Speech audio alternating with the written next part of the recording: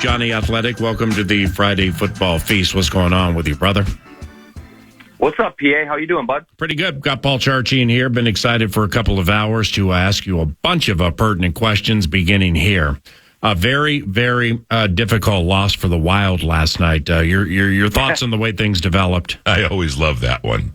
Yeah, didn't like a lot of the line combinations that Hines had. We'll sit down and talk about it. I got a deep analytics dive coming on the Athletic very soon that offers very nuanced and in-depth analysis of that game. Very disappointing, PA, but you'll have to watch for that on the Athletic. And with the local basketball team, all right, here comes Sacramento. And despite, what happened against Jokic the other night, they had beaten the champs 3 or 4 times this year. All right, they got blown out. That's going to happen. But Fox and Sabonis and a resurgent Harrison Barnes. I mean, this should be a good one tonight. And good morning.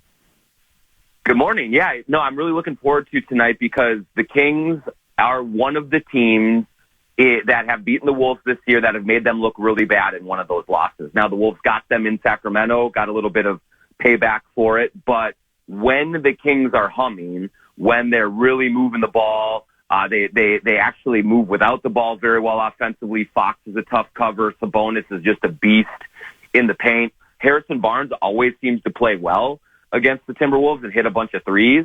And so when they're spreading the floor and doing all that, it makes it hard on the Wolves who want to play big, who want to be physical, who want to kind of dictate the rules of engagement. And so if Sacramento's offense is really clicking, it's going to be a huge challenge for the Wolves. But if the Wolves can really slow the game down, get it into the half court and beat the Kings up, then I think they'll have a real advantage, which is really important because OKC lost last night, so they have a little chance to put some cushion between them and the 2 seed, and that would be big for them to win this game. Hi, John. It's been a while. Nice to talk Charch. to you again. How are you doing? Yeah, good. Thank you. Good. I see in sneaky fashion, I see the Wolves and the Kings developing a long-term rivalry potentially because both teams are so young and they've got so much talent. Whether it's Fox or Sabonis and Murray and Monk, these are young foundational players of this Kings team that is really good, and I think this is going to be the beginning of a lot of back and forth between the young Wolves and the young Kings. What do you think? Yeah, it certainly could be, Charch, because and the other thing that obviously these two teams have in common is they went through very long, cold winters of basketball dysfunction and have both recently broken out of it. The Kings made the playoffs last year for the first time in forever. The Wolves have now made it twice in a row and they'll be in it three seasons in a row for the first time since 2005. So what you see is two teams that have very diehard fan bases who got put through the ringer and now believe they are on the other side of the climb. And now they're trying to establish relevance and maintain it. And so I just think that's really compelling. It's new blood in the Western Conference. They both kind of have that new money sort of swagger, and they really like to kind of prove themselves, and they both have chips on their shoulders because they're still trying to prove themselves, and they get overlooked so often. So, yeah, I do think that this is potentially one of those kind of rivalries that can develop, especially if you get a playoff series between these teams and really kind of cement that. Yeah, that's what you need, right? I mean, and the Wolves don't really have a rival because they haven't been good enough to earn a rival yet. But that's what you need is the back and forth in the playoff series, the tough losses, and maybe that's going to find itself here in time potentially with Sacramento. Hey, speaking of young good players, Anthony Edwards has a real shot at winning Player of the Month in February, doesn't he? And I think, if I'm correct, the only Wolf who's ever won it is Kevin Garnett. Mm-hmm. Yeah, I don't know. You're probably right on that in terms of who's won in the past. But I think he's positioned himself really well. Number one, they're 8-3. They went 8-3 in the month, so they had a very successful month. He came out of All-Star break while the rest of the team has been pretty sluggish offensively. He's certainly been hitting at a high clip, and 31 points a game. He's scoring. He's playmaking. We saw it against Memphis the other night where not only did he do all the scoring, but he said, "Oh yeah, I'm going to go ahead and guard Jaren Jackson, 6'11", 255 pounds," and he locked him up and he shut that water off after Jackson was just killing them. So he does it on both ends. I think if you look at, I think Shai Gilgeous-Alexander's had a huge month. Yeah. Luka Doncic just had a huge month as well. So it's going to be tough for him to win it, but he certainly deserves to be in the conversation because of how well he's played on both ends of the floor. He's just been becoming more and more of a complete player lately. Which may eliminate Domantas Sabonis from the equation when you say, you know, the way he's played on both sides of the court. I mean, Domantas is not going to block shots, and he's never going to be known for his defense, kind of like his dad. But 8 triple-doubles in the month of February, 8 triple-doubles. I mean, and it was fun following him from afar because you would see some of these teams that are like, okay, well, they're flimsy inside. And he goes for 17, 15, and 15. All right, well, now he's going to hook Wemby. Let's see how that works out. Keldon Johnson by his side, 22, 11, and 11. All right, what about Zubats and Plumlee? 17, 12, and 15. Now, you know, against the Wolves this year, Sabonis has gone 17, 10, and 10, 15, 5, and 3. When they play, and I'm going to the game tonight, and I'm really excited to watch this, is like, does Gobert get Sabonis, or is it Cat? Like how do they handle, or Jaden, how do they handle this? Yeah, usually it's been Gobert, PA, and Cat has been on Barnes, and so, but I could see them changing things up a little bit. A lot of times what they like to do, like let's say they're playing Jokic, they're playing, you know, a real dynamic center. A lot of times they will like to put Cat on Jokic and then have Rudy kind of being a free safety and there for help defense, and that's giving them their best chance to neutralize some of the sturdier bigs in the NBA. But it's hard with the Kings because you don't have an Aaron Gordon that you can help off of, a Josh Giddey that you can help off of and not have to worry about them burning you from three. Harrison Barnes can just sit in that corner, catch kickouts, catch and shoot, and knock those things down, and then you're in trouble. So we have seen Rudy on Sabonis and Cat on Barnes a lot in this matchup. But if that offense really starts moving, I could see them trying to put Cat on Sabonis and just seeing if you can maybe hope a little bit that Barnes has an off night and then you use Rudy to protect the rim on the weak side a little bit more. I think that is a real possibility as well. But I would not be surprised at all to see a lot of Gobert on Sabonis use his length to try and make it difficult for him to get those passes off, to get those shots at the rim. Because the big thing with Sabonis is, man, he plays so physical. He initiates contact. Fans are going to get mad tonight when he gets some of the calls that he gets, but that's just him really taking it to the opponent. And so Rudy's going to have to stand his ground and just use that instinct to kind of keep him from going off like he's capable of doing. And obviously a lot of picks and a lot of switching and a lot of mind work and the schematic wherewithal will define itself deep in shot clocks, every single possession in what could be a tightly contested game, and that's what's going to make it fun. But this Iowa kid, Keegan Murray, 14 made threes in his last 4. Now he's having a better year this year than last year. But that kind of feels like Jaden McDaniels, right? Yeah, he's been inconsistent like Jaden McDaniels. No, I'm saying McDaniels chasing him to preferably slow down these threes. Well, I think it's possible there, but I also think, PA, that you might see. I think you're going to see a lot of McDaniels on De'Aaron Fox. Wow, they love to put McDaniels on the point of attack defender or offensive player, and then. Because Murray is a little bit more catch and shoot, maybe you can put Conley on him a little bit, or maybe Conley's on, Herder sometimes, and Edwards is on Murray because Murray's a little bigger and stronger. But a lot of times they like to start out with McDaniels at the point of attack to try and disrupt the penetration, the drive and kick. And Fox is so good in the mid-range and getting to that elbow and knocking those jumpers down that if McDaniel's length can bother that can disrupt the Kings' flow a little bit. So that's where I would expect Finch to start tonight. I can see that as well. And De'Aaron Fox is on my dynasty basketball team, so I've been following him pretty closely. And he's so dynamic, and he does so many things well. And that versatility does make it feel like that's what McDaniels can really help shut down, is all the different ways that a guy like Fox can beat you. In my mind, let me go here with you. Watching the Memphis game, I was like, you know what? We've spent the last 20 years watching good teams just hit the accelerator in the fourth quarter on us. How nice to see a sluggish Wolves team that really struggled and seemed kind of disinterested and wasn't shooting well. And then fourth quarter comes and they just drop the hammer on the Grizzlies. And just so nice to be on the other side of that equation now. Yeah, I mean, especially Charch. I mean, I can't tell you how many times I've said it this season, but so many of those games they have lost in the past. Too many times. Where they have the talent surplus.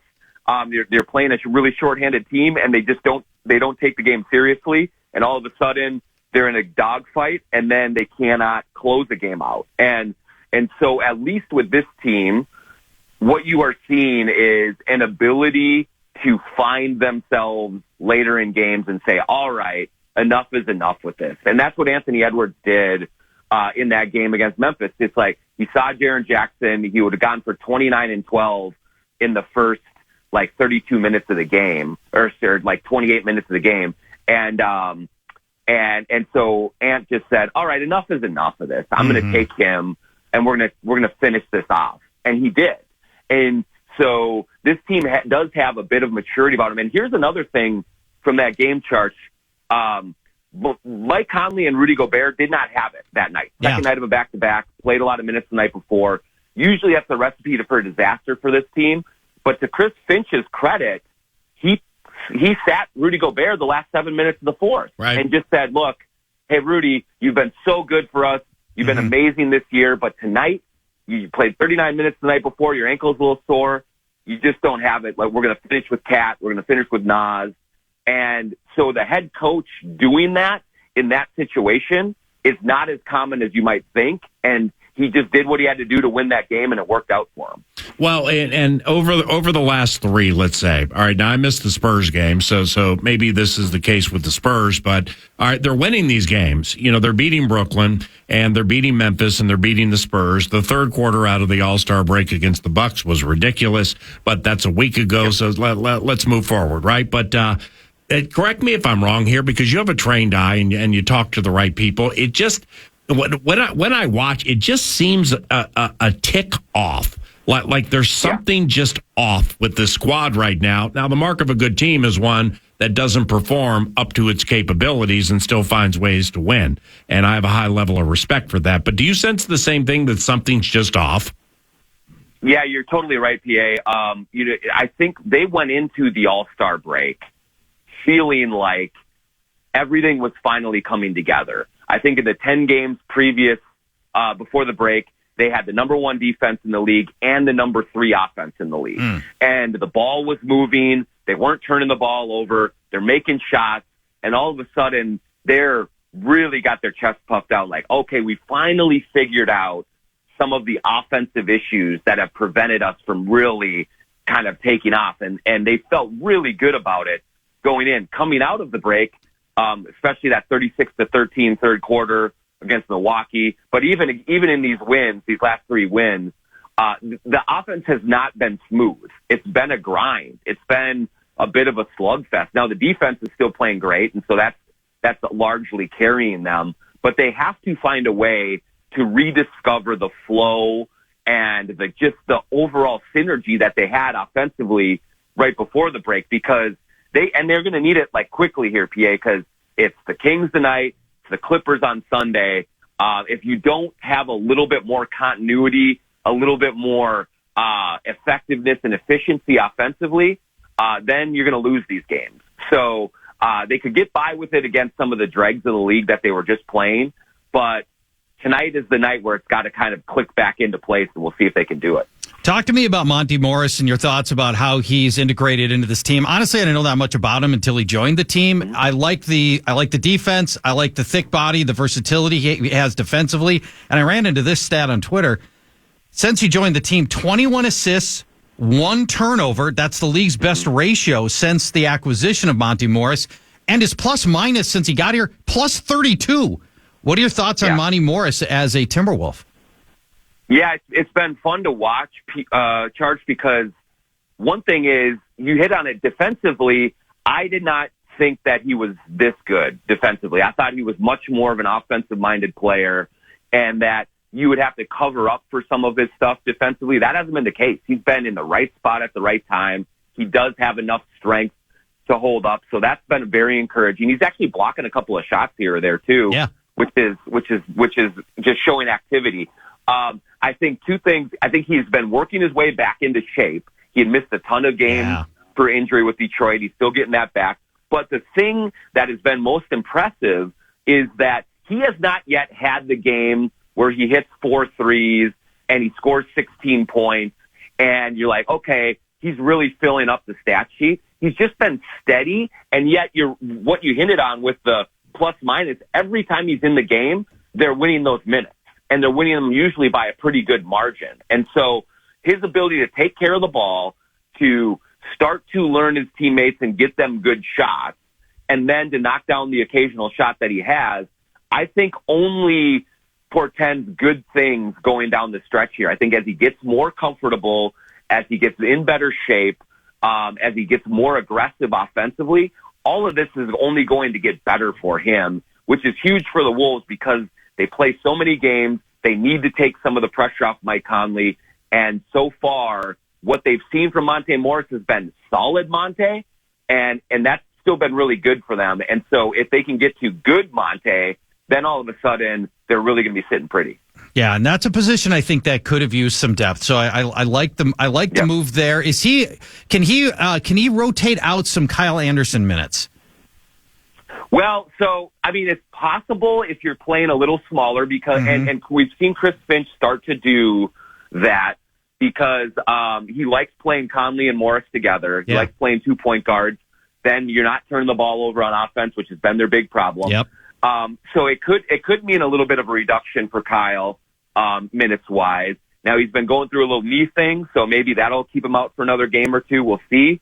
But I still think that Finch really relies on Anderson defensively. Guarding Jokic, Doncic, like he throws him on a bunch of different guys. And so even as Kyle has struggled offensively, he just has so much trust with Finch that his minutes are not going to be reduced too much unless in a playoff series, the shooting just really makes it hard on them, which is entirely possible. But I think that Anderson has so much equity built up with Finch that he's not going to lose much time just yet, unless you're in a series where you're down 2-1 and Kyle just isn't hitting shots. Then I think you might see a change, but Finch just loves him, so it's going to stay pretty similar. Johnny Athletic covers the Timberwolves for The Athletic and TheAthletic.com. You hear him frequently early week with Bumper to Bumper with Barrero. It's John Krasinski. That Twitter handle, if people want to follow, what exactly is it? At JONKRAWCZYNSKI. Can you repeat the part of the stuff where you said all about the things? Can you do it again? At JONKRAWCZYNSKI. Is it ridiculous and not being prisoner of the moment, just taking Naz Reid and or Karl Anthony Towns? Is it, and it's not going to happen for whatever the reason, but I want to hear you explain this. And if it's ridiculous, it's ridiculous. Do you think there's any chance Naz is a more trustworthy, better overall player late in close games than Karl Anthony Towns? Well, I if you frame it that way, there is a possibility, PA. If Naz does not seem to be as excitable as Karl Anthony Towns is in some of those moments. That said, Naz does tend to turn the ball over a lot, and that's what Karl does as well. Yep. And so a lot of the foibles that Towns brings to the table, Naz does as well. For as slick as Naz's handle is, and it's amazing, he goes to the rim and gets stripped quite a bit. Oh. Now, where Naz, I think, has made enormous strides this year is he can guard the four. Like, he can move his feet. And so if you are in a situation where there is, I want to see tonight, Harrison Barnes, if he's really given Cap problems, that could be a Naz Reid situation. I still am firmly in the Karl Anthony Towns is underrated camp, and I think that, he still has to show it, but I just really think that skill-wise, the pressure he puts on defenses, all of that is a huge thing for the Wolves, but he still is going to have to prove it in the biggest moments in the playoffs and have success in the playoffs before people are going to buy into that.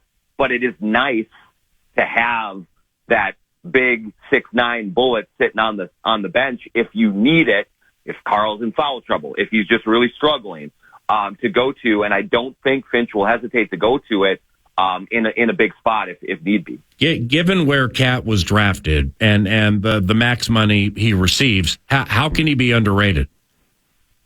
Well, I just think that I think that he gets more hate than is necessary. So when you look at, I think people don't like him because he says weird stuff on podcasts. Okay. And I think that I think there's a lot of that goes his way and a lot of vitriol that goes his way. I think Wolves fans have seen him for 9 years and are a little bit tired of him and like the shinier toys as well. And so I think they overlook how consistent he has been. Now, you're right, PA, he's not LeBron. Like, he is not a number one overall pick who has proven that if I'm on your team, you're going to the playoffs no matter what. That's not been him.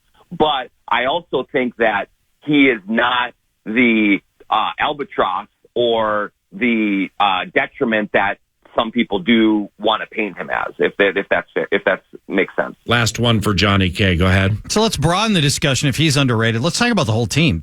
You're the number one seed in March. The Wolves are 20-1 to win the championship. Yeah. How is this team still under the radar in March? Yeah, I think really what it comes down to, Charch, is that they don't have the benefit of the doubt yet. And I understand that. I think that's fair because Rudy Gobert has not had success in the playoffs to the degree that needs to be to engender that faith. Mike Conley's never been super deep into the playoffs. Karl Anthony Towns has obviously had his issues. Ant has never won a playoff series, even though he's been great in his 2 series. So this is all so brand new, and bettors, the league, and observers, all sorts of people are looking skeptically at the Wolves because they've never done it before. And so they don't engender the same type of faith and trust that even, like, let's say the Warriors, who are playing right now. I'm telling you, put these Wolves in a 1-8 with the Warriors, and it's going to be a quick series. They're going to take care of Golden State. I really believe that. Mm-hmm. But because they have Steph, they have Draymond, they have Clay, there's always going to be this, oh my gosh, they watch out for them. They have that equity built up. The Wolves do not. They have to earn that equity. And until they win series and go deep, they're going to face that skepticism because it has been 35 years of largely underwhelming or dysfunctional play that is coloring this skepticism, and they just have to break out of it this year, or else it's going to continue. See you at the game tonight. Appreciate the time, my brother. Can't wait. Great to talk to you guys. See you later. John. Johnny Athletic, John Krasinski. I hear him, I believe it's Mondays or Tuesdays with Dan Barrero, and follow his work at The Athletic or theathletic.com. Good morning, PA. Up next, former Vikings general manager Rick Spielman from the Indianapolis Scouting Combine to chat some football. Hi, Mr. Allen. How are you doing today? With the KFAN, The Fan.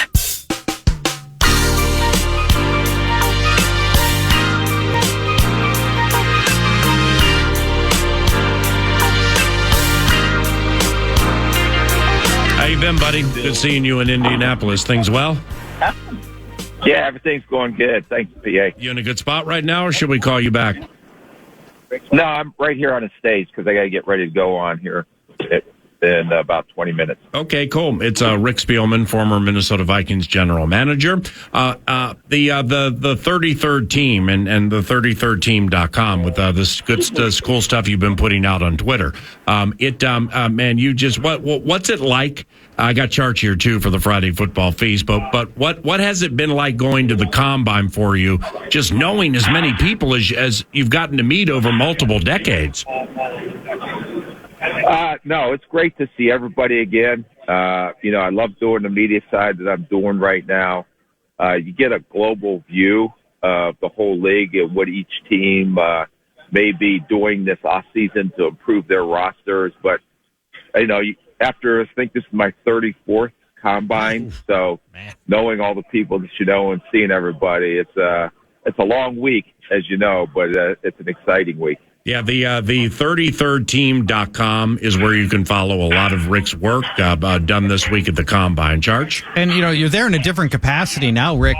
Why do you think general managers, the vast majority of general managers, do not get second chances at that job when head coaches do often? Half of today's head coaches were coaches somewhere else once before. Why do you think general managers don't get the opportunity most of them, to do it twice?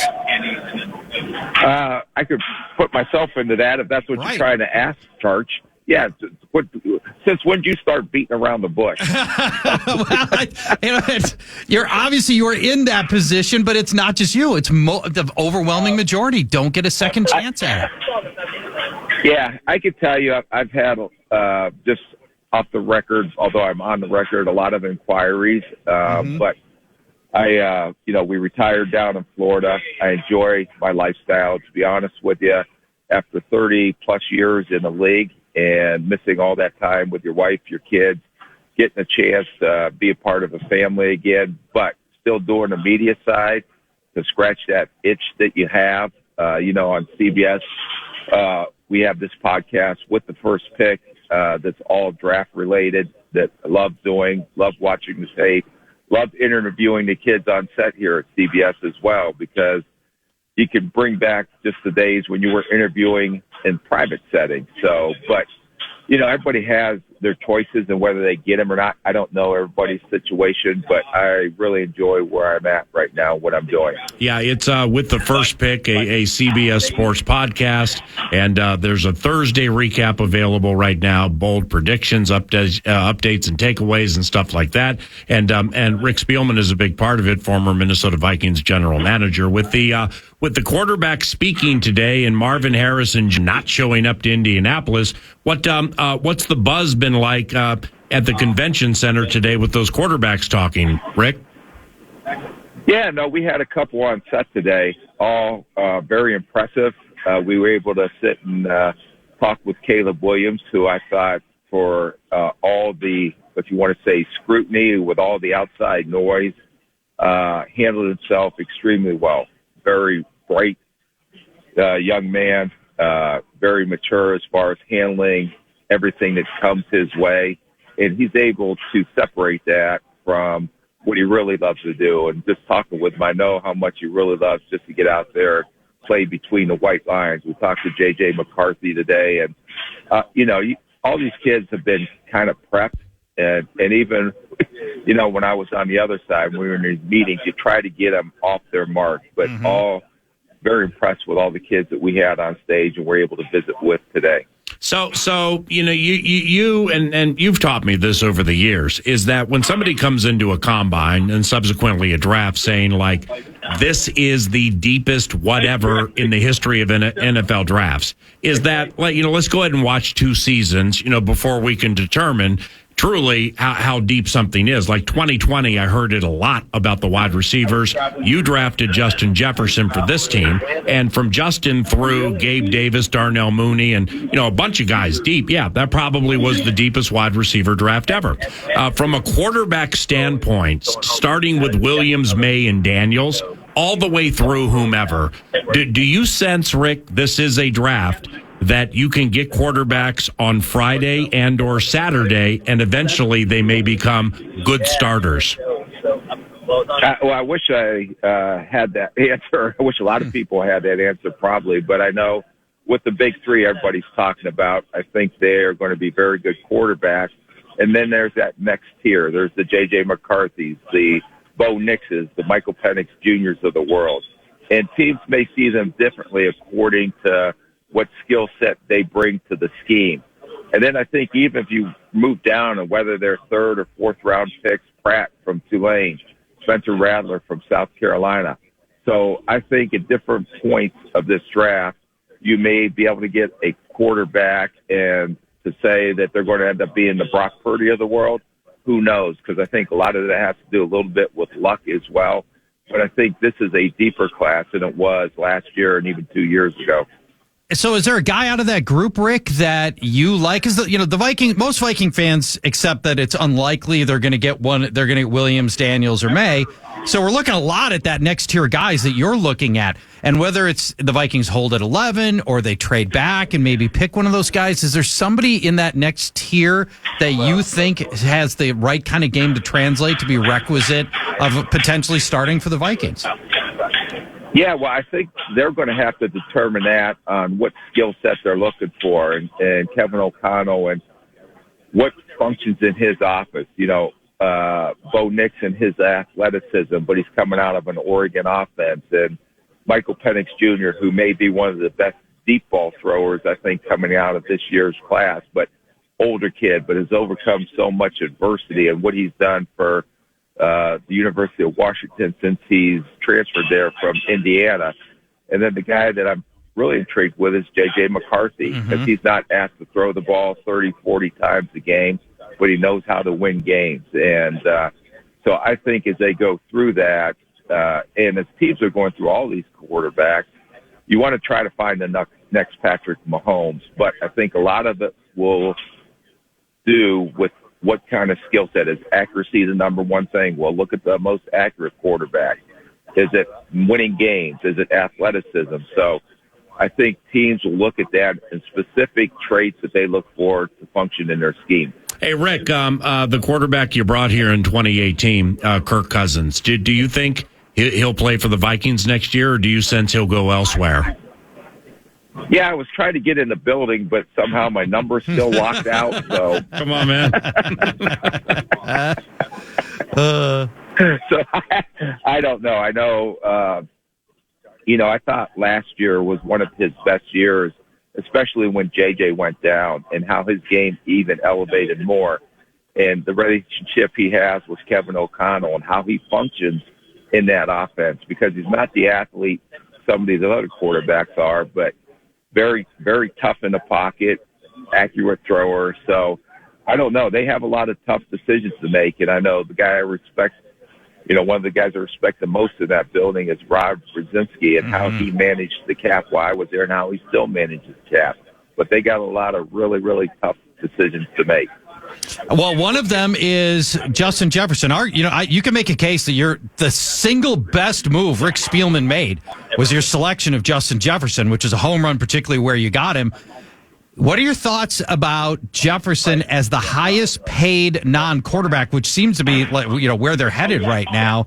And because he's still unsigned, there's a lot of trade speculation around Jefferson. What are your thoughts around Jefferson and his status with the Vikings and the attempt to re-sign him?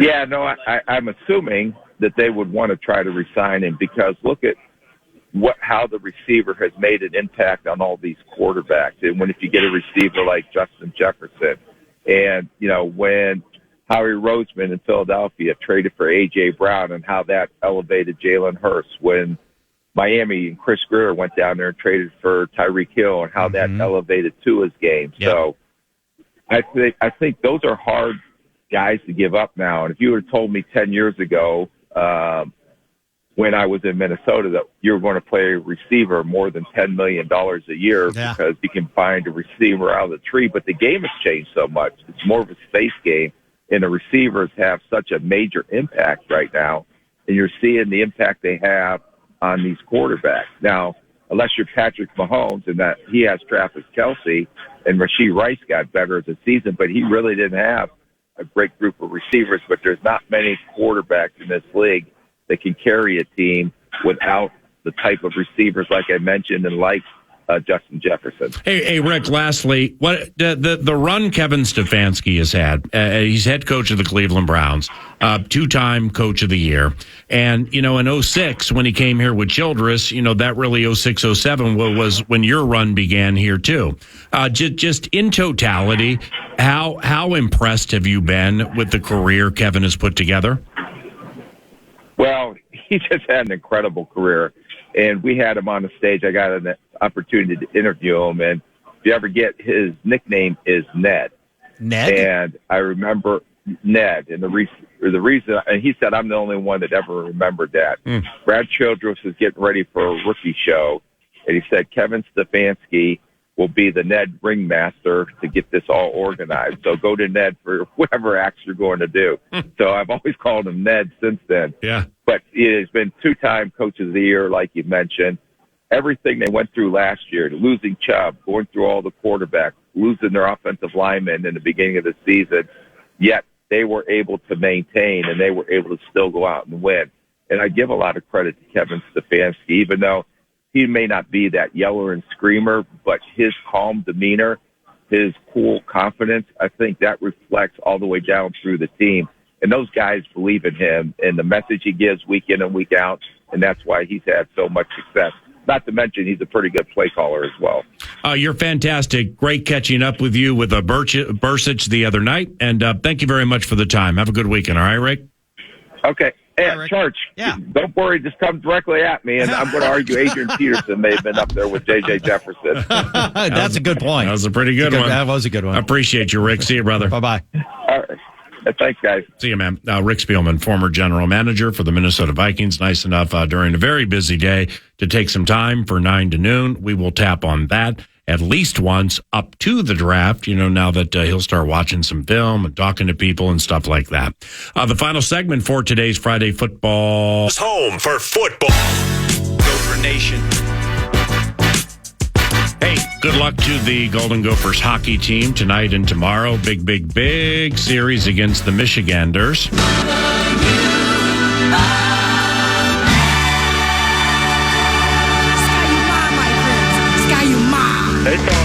Likewise for the Timberwolves this evening against De'Aaron Fox, Domantas Sabonis, and the Sacramento Kings. And tough one last night for the Minnesota Wild. Tough in that they got blown out. They got blown out on the road against Nashville. But, man, it's just crazy. It's like when I got back from Colorado last week, it still was, all right, 2 teams to jump, 2, 3, 4 points behind or whatever. Yeah. I think it was 2. And then now, because I watched some of the game last night till it went 4-1, and then I just knew they weren't going to win. But I guess, being at the Combine, I hadn't looked closely at the NHL standings to recognize, damn, man, how many points they're back now with trading deadline next week. And it seems like it all went pear-shaped last night. It feels, we may well look back and go, the Nashville game is the one that effectively ended the Wild season, turns them into sellers at the deadline. And now a team that was like 2 games back a week ago, or 2 points back a week ago, is now 8 points out of a playoff spot. And that just, it doesn't feel like it's heading the right way. Now, there are other people that would say, hey, this is, long term, this is the best thing. This team needs to finally start picking at the top of the draft, and maybe that's needs to be energized with top of the draft young talent. So maybe ultimately it's going to be a good thing. But I think the Wild are it looks like they're in a tough spot now, and I don't think this is I don't think it's a sure thing that we're going to have a lot of the same players on this team in about 1 week from now when the trade deadline comes. 2.5, 3 minutes to go, and you can get it all because of this Mecole Hardman story. I saw the story yesterday, and I looked through it on Twitter. It's there's a Sports New York reporter named Connor Hughes. Mm-hmm. All right, and he came out and said that Mecole Hardman, while with the New York Jets, was leaking game plans. Well, he said confirmed. Yeah, I mean it's like I had to read, and so he's like basically. It was kind of like me a few years ago or whatever, that draft day where... that was a big day. I'm like, hey, this is happening with Aaron Rodgers. I mean, I got some of the meanest voicemails with people who wouldn't, like say, call me back or whatever. And it was like people in the media just because I fell into something they didn't. And so it basically got down to, okay, well, I have this confirmed, but I'm not going to prove to you that it's confirmed unless I have to. Well, my man here is like, this is confirmed that Mecole Hardman was leaking game plans to, among other teams, the Chiefs and the Eagles.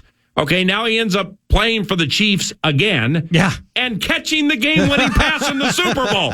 This is unbelievable. It's possible that Hardman was doing this. So he went over. The Chiefs game released fixing, him. Man. It is. I mean, this is a serious accusation, right? Right.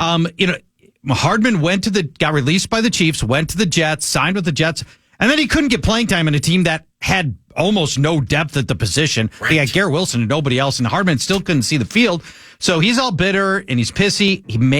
It sounds like leaking game plans to the Chiefs and Eagles. Eventually gets released by the Jets outright, goes back to the Chiefs, and then ends up winning a Super Bowl. But this thing could unwind in a way where Hardman could be suspended for a season. I mean, if this is true, well, I don't know who the reporter is. All right, but for him, SNY reporter Connor Hughes. Yeah. I'm not sure who that is. Right, either. But for him to put that out, he has to know if you put that out. Well, because this could involve game fixing, which is a felony. Yeah. Which means now, all of a sudden you're going to get constituents involved with whom you generally don't want to deal with. I don't know, the FBI and being interviewed about like, what do you know? You say confirmed or whatever. It's, this thing, I'm glad you put that in there, man, because this thing could get real ugly. And he's got to have like a forwarded email or something like that. Yeah. Text messages. Whole thing. He's got to have that backed up because, in my opinion, not suspend him for a season. If this is true, I think he should be banned from the league. He's done. This is different than Calvin Ridley and a parlay. Yeah. No. This is you're out forever. This is different than the anti-Vike being the coach when Greg Williams orchestrated Bountygate. Correct. And he got suspended for a season. I mean, this would be, if accurate, and Mecole Hardman was giving another team game plans while he played for a team. Well, this is banishment for life. Dunzo should be. Yeah. Absolutely. And the reporter, he mentions teammates by name, Jets teammates by name. Sauce Gardner and some other guy. Yeah, Kenny Yeboah, who I am not very familiar with. We all know Sauce Gardner. But when you're mentioning the Jets players that are telling you this is true, right?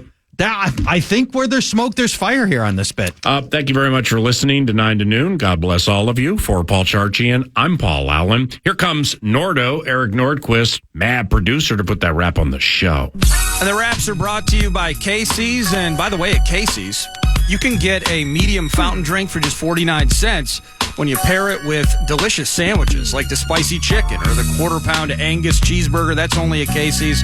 And get those rewards. Remember, deals on food and fuel. You're playing the matchup game, winning free prizes. Go to Casey's. Laying off Charch, he bought me a Wolves title-winning ticket. But this draft thing, it's a sticky wicket. Sifting through the subterfuge, very dense thicket, trying to avoid getting the next Kenny Pickett. Chopping all of the rocks at the combine for a name we'll be yelling next fall on fan line. PA with his epee, a blindfolded fencer. Loved Rattler before even seeing a highlight of Spencer. So we grab a QB, maybe a running back. I know there are those of you who want to run it back. Tough to picture Kirk on the road with the van packed, with the Falcons jersey tucked away in his knapsack. But for the Wolves tonight, who takes the onus of defending and frustrating DeMontis Sabonis? Make the Kings bend the knee and stay on top of the West. Thanks for listening. You all are the best. No love for my Golden State Warriors? Take care, Polly Wally. Podcast today's Paul Allen Show. Listen back to previous show and interviews by going to the iHeartRadio app or KFAN.